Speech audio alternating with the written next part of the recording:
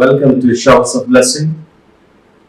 దేవుని కృపలో భద్రపరచబడి నూతన దినములో ప్రవేశించాం. ఈనాటి దేవుని వాగ్దానం, నా కృప నిన్ను విడిచిపోదు. My steadfast love shall not depart from you. యెషయా గ్రంథం 54వ అధ్యాయం 10వ వచనం. Praise God. ఈ నూతన దినములో దేవుడు మీ కొరకు సిద్ధపరిచిన ప్రతి దీవెన ఆకాశపు వాకిళ్ళు విప్పి మీ మీద కృమ్మరించునుగాక. మరి ఒక నూతన దినాన్ని ఆరంభిస్తున్న నేపథ్యములో ప్రేమ కలిగిన వాగ్దానము ద్వారా దేవుడు మనల్ని దర్శిస్తూ ఉన్నాడు.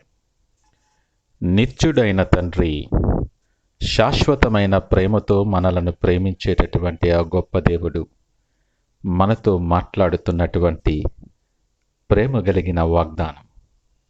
ఆయన కృప మనలను ఎన్నడూ విడిచిపోదు అని వాగ్దానమిస్తూ ఉన్నాడు.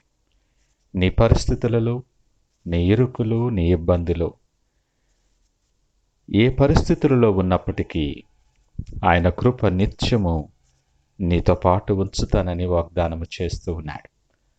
ఆయన ప్రేమించి వారందరి చుట్టూ ఆయన కృప ఆవరించి ఉండునని లేఖనం మాట్లాడుతుంది.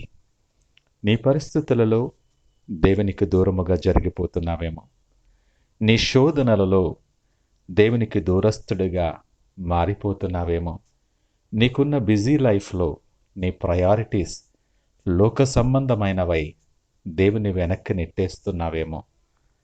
ఇవన్నీ గమనిస్తున్న దేవుడు మరి ఒక అవకాశాన్ని నూతన దినముగా మనకు అనుగ్రహిస్తూ ఉన్నాడు.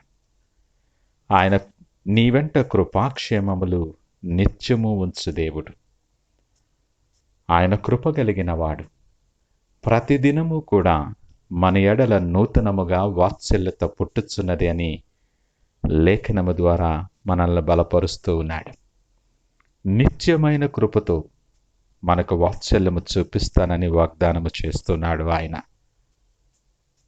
ఈ మాటలు వింటున్న ప్రియ దేవుని జనాంగమా, ఈ నూతన దినములో ఆయన కృపను గ్రహించగలిగిన మనస్సును, ఆయన కృపలను అనుభవించగలిగిన మార్గాలు నీ జీవితంలో ఉన్నాయా?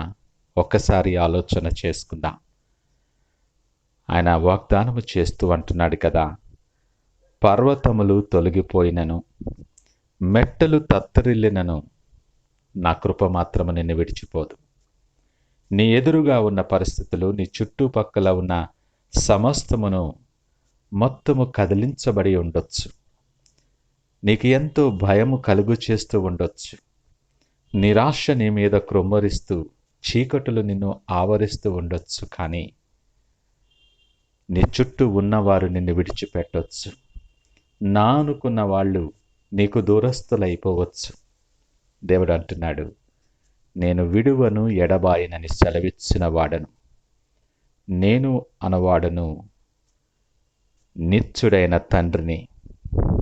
నిన్ను విడిచిపెట్టే దేవుని కాదు.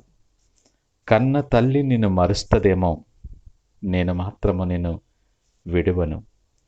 నా కృప నిత్యము నీతో ఉంటుందని మాట్లాడుతున్నాడు. ఇలాంటి గొప్ప ఆదరణ కలిగించే మాట, ఆదరణ కలిగించే వాగ్దానం ఎవ్వరూ మన జీవితంలో ఇవ్వలేరు. నీ ఎడల ప్రేమ కలిగిన వాడై, కనికర సంపన్నుడైన దేవుడు, నీ పరిస్థితిని ఎరిగిన దేవుడు, నీ మనస్సును క్షుణ్ణంగా పరీక్షించే దేవుడు, పైరూపాన్ని లక్ష్య పెట్టేవాడు కాదు, నీ హృదయాన్ని లక్ష్య పెట్టే దేవుడు సూటిగా మాట్లాడుతున్నాడు.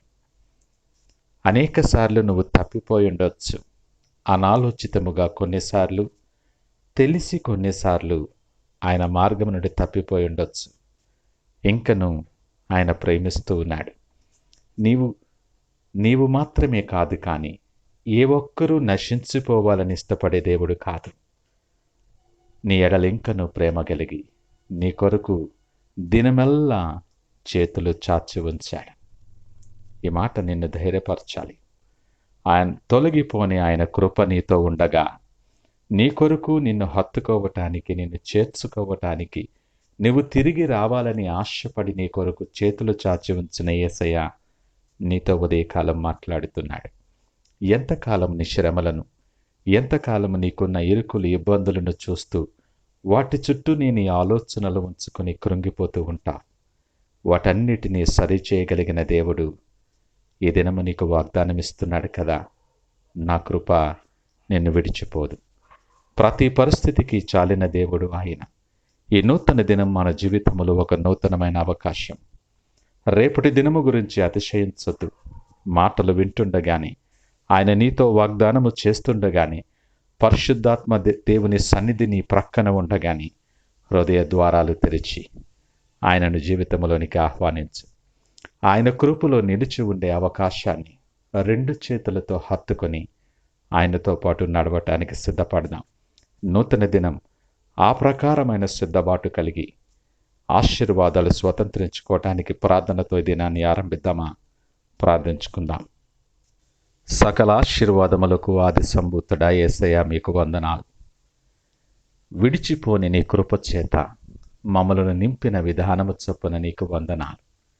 మార్గములు అనేకమైన ఒడిదుడుకులు, అననుకూల పరిస్థితులు వచ్చినప్పటికీ కృప వెంబడి కృప మా మీద కృమ్మరిస్తూ విడువక ఎడబాయక మా చేయి పట్టుకుని నడిపిస్తానని నువ్వు ఇచ్చిన వాగ్దానం మా జీవితాల్లో మీరు జరిగిస్తూ ఉన్నారు.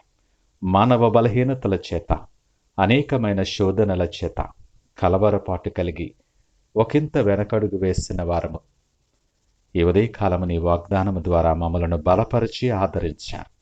ఇదిగో ఈ నూతన దినం మీకు మహిమకరమైన పాత్రగా, మీ కొరకు సాక్షిగా మేము నిలవబడి అనేక మందికి ఆశీర్వాదకరముగా నిలిచేలాగున మమ్మలను బలపరిచి నడిపించి మీరే మహిమ ఘనత ప్రభావాలు పొందమని యేసు నామమున అడిగి వేడుకొనుచున్నాం తండ్రి.